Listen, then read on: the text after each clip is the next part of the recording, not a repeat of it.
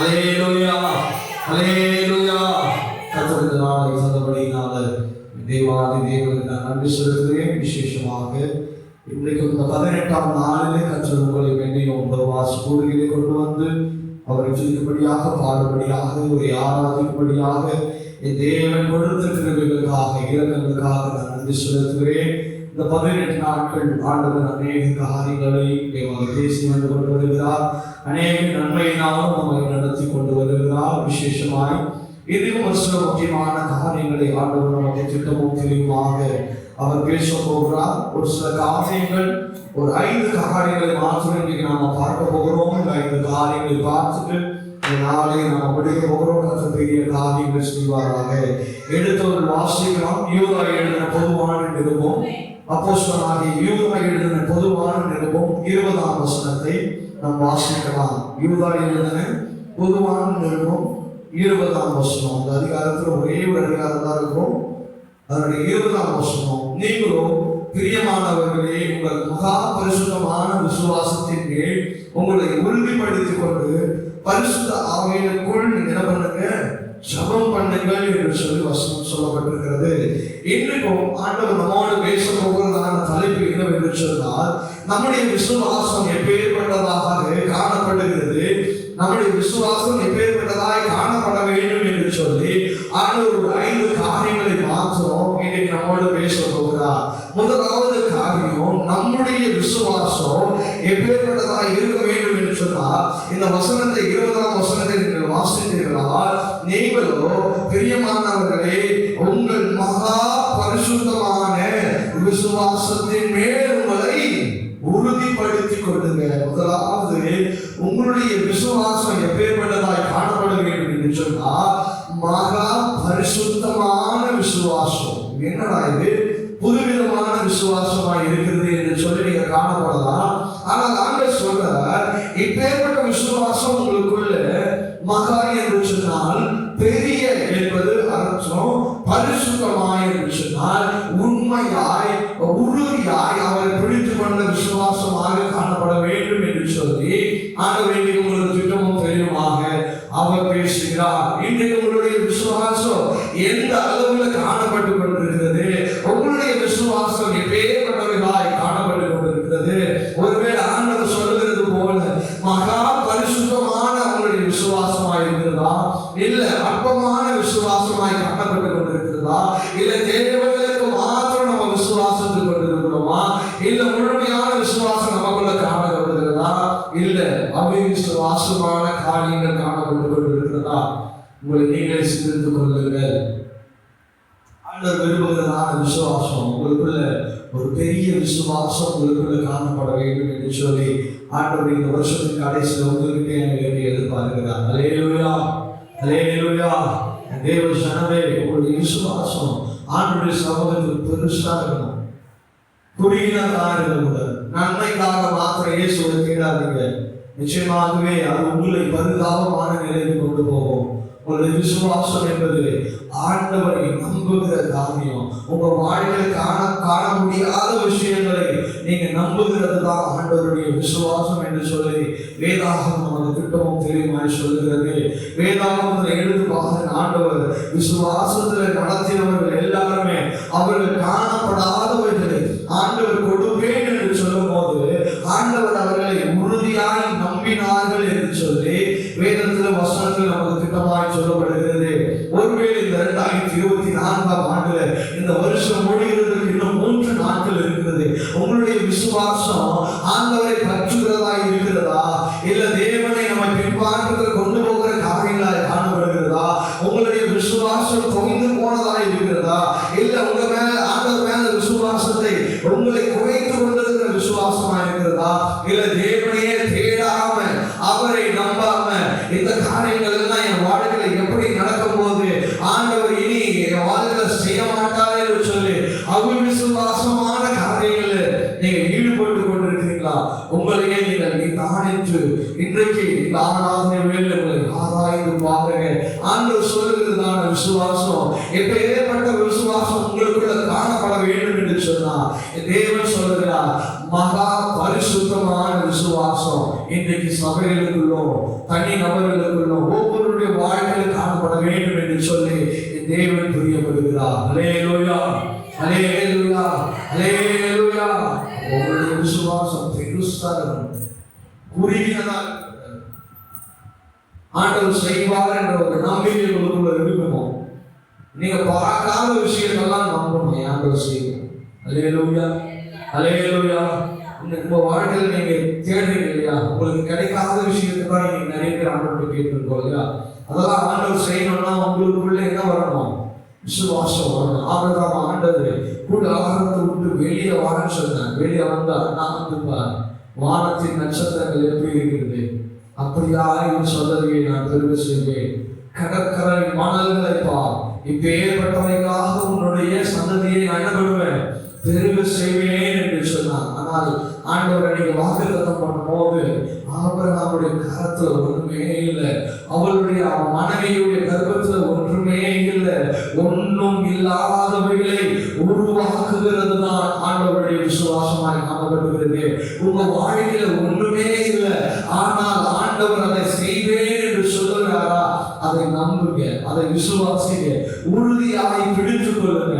எத்தனை ஆண்டானாலும், எத்தனை காலங்கள் ஆனாலும், எத்தனை மாதங்கள் ஆனாலும், எத்தனை நாட்கள் ஆனாலும், இந்த 2024ஆம் ஆண்டு முடிஞ்சு 2025ஆம் ஆண்டுல வந்தாலும் உங்களுடைய விசுவாசம் உறுதியாக இருக்கணும். ஹல்லேலூயா, ஹல்லேலூயா. ஆபிரகாம் 25 வருஷம் காத்திருந்தான். 2025 உங்களுடைய விசுவாசங்கள் உறுதிப்படுமானா அந்த வருஷம் 25ஆம் வருஷம் 2025ஆம் வருஷத்துல கர்த்தர் வாழ்க்கையில ஒரு பெரிய காரியங்களை செய்வார். உங்களுடைய விசுவாசத்தின் படிதான் ஆண்டவர் கிரியை செய்வார். ஹல்லேலூயா, ஹல்லேலூயா. அப்ப உங்களுடைய விசுவாசமோ என் விசுவாசமோ ஆண்டவர் விரும்புகிற விசுவாசம் என்னன்னா மகா பரிசுத்தமான விசுவாசம். ஹல்லேலூயா, ஹல்லேலூயா. ஆண்டவரை தேடுங்க, ஆண்டவரை நம்புங்க. ஆண்டவரை தேடாம எனக்கு நன்மைக்கு மாற்றம் ஆண்டவரை தேடுவேன்னா அது பரிதாபத்துக்குரிய காரியம். மறுபடியும் நான் சொல்றேன், அப்பேற்பட்ட விசுவாசம் உங்களுக்குள்ள இருக்குமானா என் வாழ்க்கையில ஒரு வியாதி மாறணும்னு சொல்லி ஆண்டவரை தேடாதீங்க.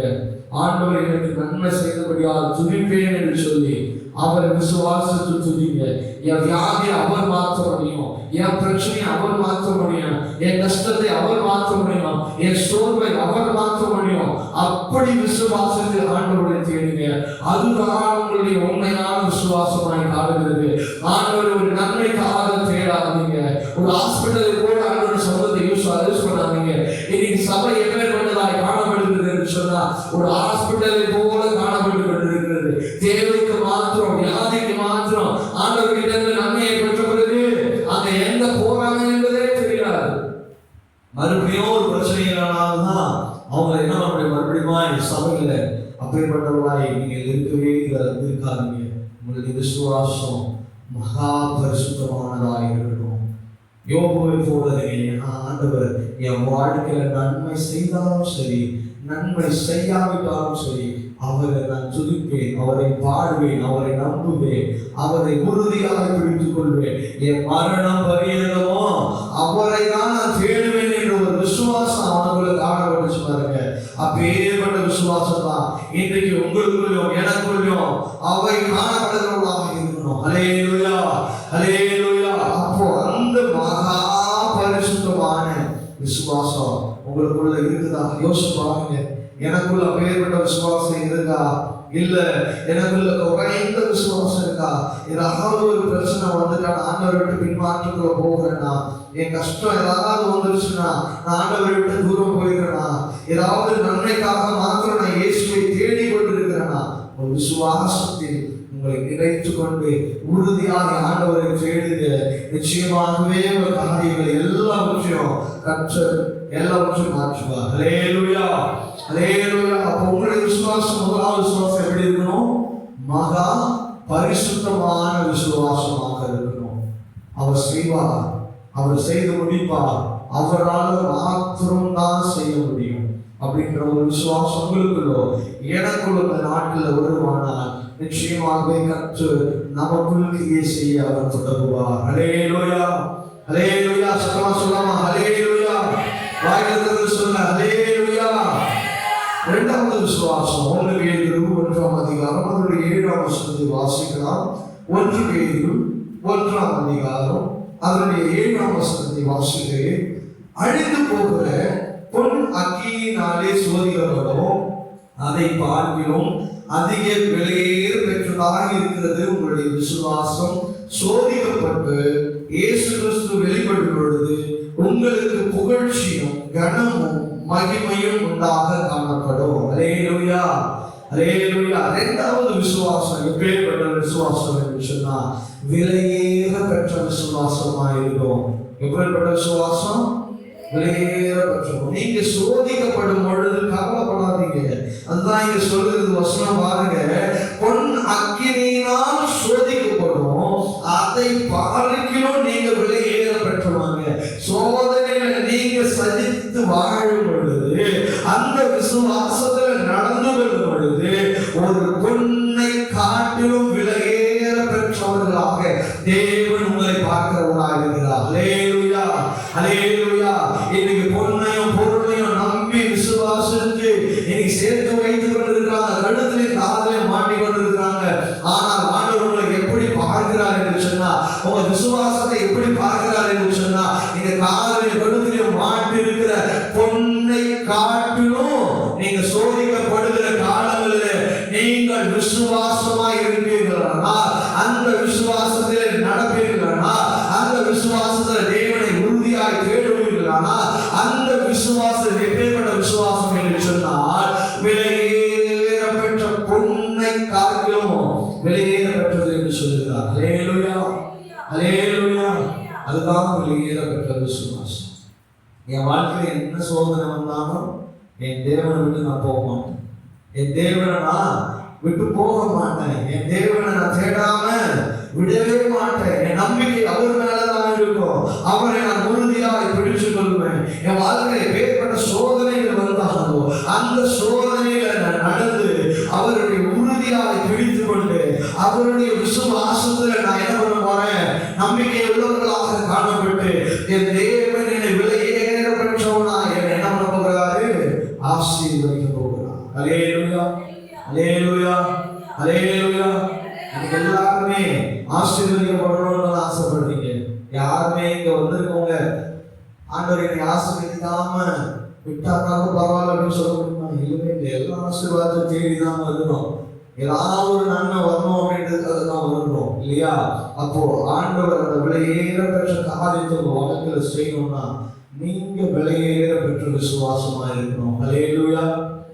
சத்தமே வர மாட்டேங்குது. அல்லேலூயா. வாயில திறந்து சொல்லுங்க அல்லேலூயா. முதலாவது உங்களுக்குள்ள விசுவாசம் வரணும். விசுவாசம் அப்பதான் வெளியே பேசுவோம். வாயில சோதனை வர மாட்டேங்குது, அல்லேலூயா வர மாட்டேங்குதுன்னு சொன்னா உங்களுக்குள்ள விசுவாசம் இல்லைன்னு அர்த்தம். இருதயத்தின் நிறைவுதான் வாய் என்ன பண்ணும், பேசும். அப்போ உங்க இருதயத்துல அந்த விசுவாசம் இருந்தாதான் அல்லேலூயா ஆமென் என்ன பண்ணும், வெளியில வரணும். அறிக்கையினால சொல்லணும், என் தேவன் செய்வார் என்று சொல்லணும், என் தேவன் என்னை ஆசீர்வதிப்பார்னு சொல்லணும். எந்திரிச்சு உங்க பிள்ளைகளை ஆண்டவரே என் பிள்ளைகளை நான் ஆசீர்வதிக்கிறேன், இந்த விசுவாசத்தின்படி என் பிள்ளைகளை ஆசீர்வதிங்கன்னு சொல்லுங்க. ஆண்டவரே இன்னைக்கு என் குடும்பத்தை இப்படி நடத்துங்கன்னு சொல்லுங்க. ஆண்டவரே இன்னைக்கு நன்மையான வாழ்க்கையில நடத்துங்க, உங்களை நம்புறேன். இன்னைக்கு எனக்கு சந்தோஷமான நாள், இன்னைக்கு ஒரு துக்கமான நாளா நான் இன்னைக்கு என் வாழ்க்கையில இருக்க போகிறது என்று சொல்லி விசுவாச அறிக்கையை சொல்லுங்க. அப்பேற்பட்டவர்களாய் நீங்க காணப்படும் போது அறிக்கை செய்யும் பொழுதுதான் ஆண்டவர் புதிய புதிய காரியங்களை செய்வார். எப்பெல்லாம் பாருங்க, கஷ்டத்துல என்ன பண்ணலாம், விசுவாச அறிக்கையை சொல்றான். அப்போ நான் என்ன பண்ணணும், அவர் விசுவாசத்தை நான் என்ன பண்ணணும், அங்கீகரிக்கணும்னு சொல்லணும் இல்லையா? ஒரு பிள்ளை தகப்பன்கிட்ட போய் பிறந்த நாள் வந்து அவங்க அப்பா வந்து கேட்கிறாரு, என்னப்பா வேணும்? அவங்க அப்பா எனக்கு இது வேணும் டேடி, இது வேணும் அப்படின்னு சொல்லும் போது அப்போ என் பிள்ளைங்க நம்பி கேட்குதுன்னு சொல்லி என்ன பண்ணுவாங்க, அந்த தாமியும் தகவனும் எப்படியாவது அவங்க சக்திக்கு மீறினாதான் இருந்தாலும் கடன் பட்டாவது அந்த பிள்ளைங்க என்ன பண்ணுவோம் செய்யணும்னு சொல்லி ஆசைப்படுவாங்க. அப்படிதான் என் தேவன் இடத்துல நீங்க அறிக்கை செய்கிற செய்ய செய்ய விசுவாச அறிக்கையை சொல்ல சொல்ல சொல்ல ஆண்டவர் என்ன பண்ணுவார், அதை அங்கீகரிப்பார். ஓ என் பிள்ளை இப்படியா விசுவாச அறிக்கை செய்கிறான், என்னை நம்புறான், என்னை தேடுறான், அப்ப நான் என்ன பண்ணணும், அவனுக்கு அதை செய்ய வேண்டும் என்று சொல்லி அவர் என்ன பண்ணுவார், ஒவ்வொரு காரியங்களையாக அவர் என்ன பண்ணுவார், செய்து கொண்டே இருப்பார். அப்போ வாழ்க்கையில நீங்க என்ன பண்ணணும், அந்த அந்த பிராக்டிஸை நீங்க கொண்டு வரணும். அந்த விசுவாச அறிக்கையை முதலாவது நீங்க கொண்டு வரணும். உங்க வாயினால் அந்த வார்த்தைகள் சொல்லணும். நன்மையான காரியங்களை பேசணும். நன்மையான காரியங்களை செய்யணும். நன்மையான காரியங்களை உங்க பிள்ளைகளுக்கு நீங்க என்ன பண்ணணும்? சின்ன வயசுல இருந்தே நீங்க என்ன பண்ணி கொண்டிருக்கணும்? கற்றுக் கொடுக்கிறவங்களா இருக்கணும். நீங்க சொல்லி தருகிறது தான் அந்த பிள்ளைகள் வயதாகி மேல வரும்பொழுது அவங்க என்ன பண்ணுவாங்க? அடுத்த ஒரு 2 பேருக்கு என்ன பண்ணி விடுவாங்க? சொல்லி கொடுப்பாங்க. அப்போ நீங்க விசுவாசமாய் இருந்தீர்கள் என்று சொன்னா உங்களுக்கு பின்வருகிற சந்ததியும் அப்பேற்பட்ட ஆசீர்வாதத்தை பெற்றுக்கொள்ளும், அந்த நன்மையை பெற்றுக்கொள்ளும். ஹல்லேலூயா, ஹல்லேலூயா. இரண்டாவது விலையேற பெற்ற விசுவாசம். நான் புடமிட்டாலும் சோதிக்கப்பட்டாலும் என்னை அடிச்சாலும் உதைத்தாலும் குத்தினாலும் மரணமே எனக்கு வர மாதிரி இருந்தாலும் ஒருவேளை மரணமே வந்தாலும் என் தேவனை நான் நம்புகிறேன். ஹல்லேலூயா, ஹல்லேலூயா. அந்த விசுவாசம் நமக்குள்ள இருக்கணும். வருஷத்துக்கு கடைசியில நம்ம ஆண்டவர் மேல அப்பேற்பட்ட விசுவாசத்தை வைப்போம். ஆண்டவர் மேல சொல்லுவோம், இயேசுவா என் வாழ்க்கையில என்ன வந்தாலும் நீங்க சொல்லிட்டீங்கன்னா ஆண்டவர் நிச்சயமாகவே உங்களை சோதிப்பார், உங்களை சோதிப்பார். ஏன்னா நீங்க சொல்லுகிற வார்த்தைகளை அவர் நம்பி இருக்கிறார் சொன்னா அது சோதனைக்குள்ளாக உங்களை நடத்துவார். அந்த சோதனையில செல்லும் பொழுது என்ன பண்ணக்கூடாது? மறுக்க கூடாது, ஆண்டவரை திட்டக்கூடாது. அந்த நேரத்தில் நீங்க வைராகமா இருக்கணும். ஆண்டவர் சமர்ப்பிங்க, ஆண்டவரே இந்த சோதனையை எனக்கு கொடுத்தீங்கன்னு சொல்லி ஆண்டவர்கிட்ட கேட்கக்கூடாது. ஏன்னா நீங்க கேட்டதுதான் ஆண்டவர் செய்கிறார். புடமிடுதலுக்குள்ள நீங்க போகும் பொழுது ஒரு பொண்ணை புடமிடுகிறார். நீங்க போடுறீங்களா? ஒரு ஆர்னமெண்ட்ஸ் கழுத்துல காதுல போடுறீங்கல்ல, அது சும்மாவே வந்துருன்னு சொன்னா வந்துருமா? தங்க கடையிலிருந்து வந்துருமா? வரவே வராது. அதை அடிப்பாங்க, அதை வணைவாங்க, அதை உருக்குவாங்க, என்னென்ன பண்ணணுமோ அதை பண்ணி கடைசியா கழுத்துல வருகிறது. அது ஒரு ஷேப்ல வரும். அதே போலதான் நீங்களும் நானும் ஆண்டவருடைய பார்வைக்கு விலையேற பெற்றவர்களாய் மாற்றப்படணும் அப்படின்னு சொன்னா நீங்களும் நானும் ஒரு சில சோதனைக்குள்ளாக அவர் நம்மை கொண்டு போவார். ஹல்லேலூயா. அந்த கொண்டு போவது நிமித்தம் ஆண்டவருக்கு நீங்க ஒப்பு கொடுக்கணும். அதுல சரியாக நீங்க நடந்து கொள்வீங்களா பார்ப்பார், விசுவாசிக்கிறீங்களா பார்ப்பார். என் கஷ்டத்துல என் பிள்ளை என்னை கூப்பிடுதா, இல்ல வாயின் வார்த்தையினால மாத்திரம் சொன்னா என்னை சோதி ஆண்டவரேன்னு சொல்லி அப்படியான்னு சொல்லி பார்ப்பார். எப்படி என் பிள்ளை விசுவாசத்தை சரியா ஓடுறானா, பரிசுத்தமா வாழ்றானா, அந்த சோதனையில சோதனை வந்துருச்சேன்னு சொல்லி என்னை முறுமுறுக்கிறானா, இல்ல கஷ்டம் வந்துருச்சேன்னு சொல்லி என்னை திட்டுறானா, எல்லாத்தையும் ஆண்டவர் பார்ப்பார். ஒருவேளை உங்களுடைய விசுவாசம் விலையேற பெற்றதாக இருந்துச்சுன்னு சொன்னா நிச்சயமாகவே அவருடைய பார்வைக்கு நீங்க விலையேற பெற்றவர்களாய் மாற்றப்படுவீங்க. ஹல்லேலூயா. ஒன்ஸ் உங்களை ஆண்டவர் அங்கீகரிச்சிட்டாருன்னு சொன்னா எந்த மனுஷனும் உங்களை கீழே கொண்டு வரவே முடியாது. ஹல்லேலூயா. ஒன்ஸ் ஆண்டவரை நீங்க தேடினீங்கன்னா அப்படின்னு சொன்னா ஆண்டவர் உங்களை உயர்த்திய பெரிய காரியங்களை செய்வார். ஹல்லேலூயா, ஹல்லேலூயா. ஆபிரகாம் லிங்கன் தெரியுமா உங்களுக்கு? அமெரிக்க பிரசிடென்ட். அவருடைய தகப்பனார் ஒரு செருப்பு தைக்கிறவர். ஆண்டவரை தேடினாங்க, நம்பினாங்க, உறுதியாக பிடிச்சு கொண்டாங்க. ஆண்டவர் அவரை அந்த தேசத்தின் ஜனாதிபதியாக உயர்த்தினார். ஹல்லேலூயா, ஹல்லேலூயா. அந்த விசுவாசம், அந்த நம்பிக்கை, ஒரு செருப்பு தைக்கிறவனுடைய மகனை கர்த்தர் உயர்த்தியிருக்கிறார். ஆண்டவரை தேடுகிறவர்களுக்கு ஒரு நன்மையும் குறைவு. ஆண்டவருடைய பார்வைக்கு நீங்கள் விசேஷமானவர்களாக இருக்கும் பொழுது, விலையேற பெற்றவர்களாக இருக்கும் பொழுது நிச்சயமாகவே ஆண்டவர் ஒரு பொழுதும் உங்களை கைவிடவே மாட்டார். உங்க வியாதியை கண்டு பயப்படாதீங்க, உங்க போராட்டத்தை கண்டு பயப்படாதீங்க, கஷ்டத்தை கண்டு பயப்படாதீங்க, எதை குறித்தும் பயப்பட வேண்டாம். ஏன்னா தேவனை கொடுக்கிறார். இன்னைக்கு நிறைய பேர் ஏன் கதறி கொண்டு இருக்கீங்க தெரியுமா? ஆண்டவர் கூட இருக்கிறது நீங்க என்ன பண்றதில்ல, அறியாமல் கொண்டிருக்கீங்க, விசுவாசிக்காம இருக்கீங்க. அதனாலதான் நாம இன்னைக்கு அநேக நேரங்கள்ல புலம்பி கொண்டிருக்கிறோம். யோசிச்சு பாருங்களேன், இஸ்ரவேல் ஜனங்கள் வனாந்திரத்துல போகும்போது உணவு கிடைக்கல, தண்ணி கிடைக்கல. ஏன் கதறாங்க? ஆண்டவர் தானே அவங்களை கொண்டு வந்தார், ஆண்டவர் தானே எகிப்திலிருந்து கொண்டு வந்தார், ஆண்டவர் தானே அவங்களை நடத்தினார். ஏன் அவங்களுக்கு அந்த நம்பிக்கை வரல? ஏன்னா அவங்களுக்கு ஒரு விசுவாசம் குறைவு.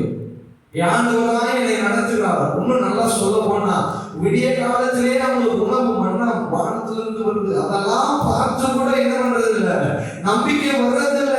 இன்னைக்கு அநேக பேர் நம்ம குறை சொல்லி கொண்டிருக்கிறோம். இஸ்ரவேல் ஜனங்கள் வேறுபட்ட முறுமுறுத்தவர்களாக இருக்கிறோம் சொல்லி இன்றைக்கும் நீங்கள் அப்படிதான் செய்து கொண்டிருக்கிறோம்.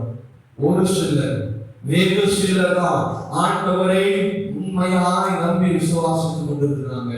என் தேவனை உறுதியாய் நம்புங்க. உங்களுடைய விசுவாசம் விலையேற பெற்ற விசுவாசமாய் இருக்கும் பொழுது நிச்சயமாகவே கர்த்தர் உங்களை ஆசீர்வதிப்பார். அதுல எந்த மாற்றமும் இல்லவே இல்லை. ஹல்லேலூயா, ஹல்லேலூயா. முதலாவது விசுவாசம், உங்களுடைய விசுவாசம் எப்படி இருக்கணும்? மகா பரிசுத்தமாக இருக்கணும். இரண்டாவது விசுவாசம் விலையேற பெற்ற விசுவாசமா இருக்கணும். மூன்றாவது விசுவாசம் தீத்து எழுதின நிருபம். அப்போஸ்தலனாகிய பவுல் தீத்துக்கு எழுதின நிருபம் 1ஆம் அதிகாரம் அதனுடைய 7ஆம் வசனத்தை வாசிக்கலாம். ஏனெனில்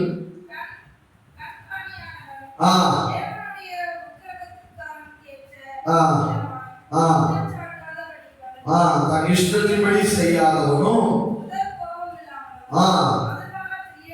இல்லாதவனும்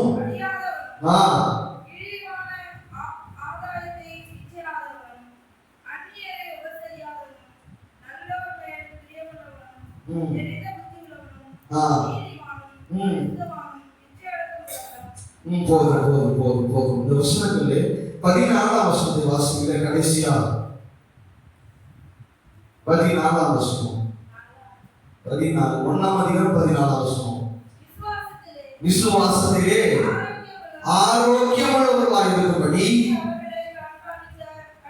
கண்டிப்பாய் கழிந்து கொள். எனது விசுவாசத்துல ஆரோக்கியம் உள்ளவர்களாக இருக்கும்படி நீ அவர்களை கண்டிப்பாய் கலந்து கொள். மூன்றாவது விசுவாசம், உங்க விசுவாசம் எப்படி உள்ளதா இருக்கணும்னா ஆரோக்கியம் உள்ள விசுவாசமா இருக்கணும். ஹல்லேலூயா சொல்லுங்களேன், ஹல்லேலூயா. இப்பதான் சொன்ன வாயில ஹல்லேலூயான்றதே வரமாட்டேங்குது. உங்களுக்கு நன்மை வரக்கூடாதுன்னு நினைக்கிறீங்களோ? ஹல்லேலூயா. உங்களுடைய விசுவாசம் ஆரோக்கியம் உள்ள விசுவாசமா இருக்கணும். எப்படி ஆரோக்கியம் உள்ள விசுவாசமா இருக்கணும்? ஒரு மனுஷன் ஆரோக்கியமா இருக்கணும்னா என்னென்ன காரியங்கள் செய்யலாம்? 3 வேளை சாப்பிடுகிறான், ஒரு நாளைக்கு 5 லிட்டர் தண்ணி குடிக்கணும், ரத்தம் ஓட்டம் கரெக்டா இருக்கணும், ஹீமோகுளோபின் கரெக்டா இருக்கணும், அவருடைய பிரஷர் லெவல் கரெக்டா இருக்கணும், சுகர் லெவல் கரெக்டா இருக்கணும். எல்லாம் கரெக்டா இருந்தாதான் ஒரு ஆரோக்கியமான வாழ்க்கையிலே காணப்படுகிறது. இன்றைக்கும் உங்களுடைய விசுவாசம் எல்லா லெவல்லையும் பெர்ஃபெக்ட்டா இருந்தா மாத்திரம்தான் நீங்க ஆரோக்கியமானவர்களாக வாழ வேண்டும் என்று சொல்றார். இன்னைக்கு தீத்துக்கு அப்போஸ்தலனாகிய பவுல் சொல்றார், அந்த ஆரோக்கியமான விசுவாசம் வருகிறதுக்கு ஜனங்களை கண்டிப்பாய் கடிந்து கொள் என்று சொன்னாங்க. ஹல்லேலூயா. இன்னைக்கு நிறைய சபைகள்ல ஏன் ஆரோக்கியமான விசுவாசம் இல்ல? ஜனங்களை ரொம்ப வீக் ஆயிடுறாங்க. ஏதாவது ஒரு சின்ன பிரச்சனை வந்தாலே இன்னைக்கு ஜனங்கள் விழுந்து போறாங்க. ஏன் பின்மாற்றத்துல போறாங்க? சபைக்கு நல்லா வந்துட்டு இருந்த பிள்ளைகள் ஒரு பிரச்சனை வந்த உடனே ஆலயத்தை தேடாம போயிடுறாங்க. ஒரு போராட்டம் வந்தோம், ஒரு வியாதி வந்த உடனே, ஒரு கஷ்டம் வந்த உடனே, ஒரு கடன் பிரச்சனை வந்த உடனே ஏன் ஆலயத்தை விட்டு நிற்கிறாங்க? ஏன் ஆலயத்தை விட்டு போகிறாங்க? ஏன் தேவனை தேடாம போகிறாங்க என்று சொன்னா இன்னைக்கு சொல்லுகிறேன் பாருங்க, அப்பேற்பட்ட பிள்ளைகளுடைய வாழ்க்கையில ஆரோக்கியமான விசுவாசங்கள் காணப்படல.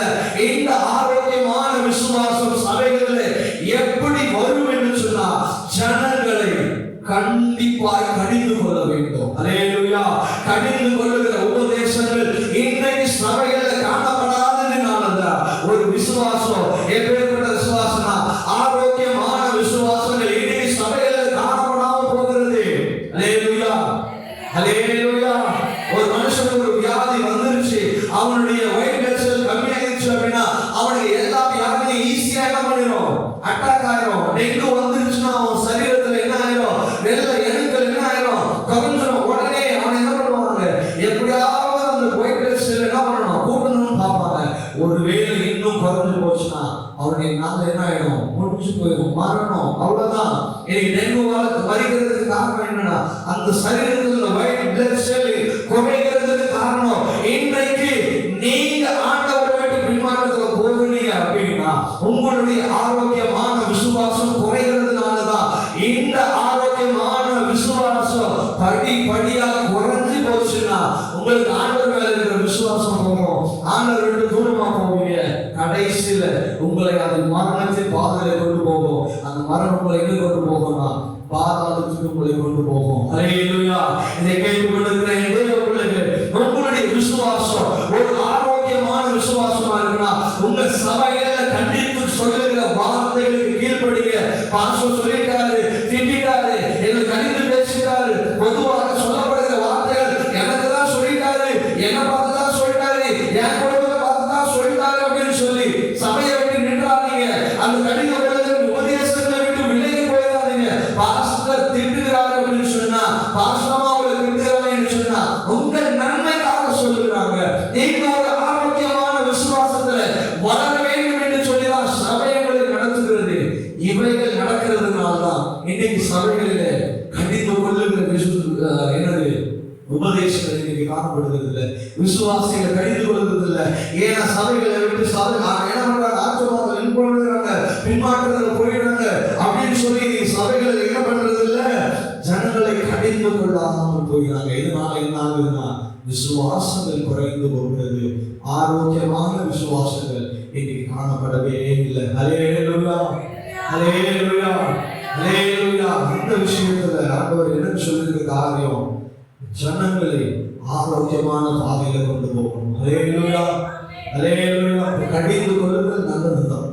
எங்கெல்லாம் கடிந்து கொண்டதுனாலதான் இன்னைக்கு நாங்க ஒரு அளவுக்கு வந்திருக்கிறோம். ஒரு விசுவாசம் இருக்கிறது. அந்த கடிந்து கொள்ளுதலை நீங்கள் விரும்புகிறீர்களோ விரும்பலையோ, ஏற்றுக்கொள்கிறீர்களோ ஏற்றுக்கொள்ளலையோ, நம்புகிறீர்களோ நம்பலையோ, எங்களுடைய காரியம் தவறு செய்தால் தவறு என்று சொல்லுவோம், நல்லது என்று சொன்னால் நல்லது என்று சொல்லுவோம். ஹல்லேலூயா. எவர்களை ஏற்றுக்கொள்ள வேண்டுமோ அவர்களை ஏற்றுக்கொள்ளுங்க, எதுகளை நம்ப வேண்டுமோ அவைகளை நம்புங்க. கடிந்து கொள்ளுதலை நீங்கள் துறந்து விடவே கூடாது. அது உங்களுடைய விசுவாசத்தை, மிக முக்கியமாக சொல்லுகிறேன், உங்களுடைய ஆரோக்கியமான விசுவாசத்தை அது உங்களை வளர்க்க செய்யும். ஹல்லேலூயா, ஹல்லேலூயா.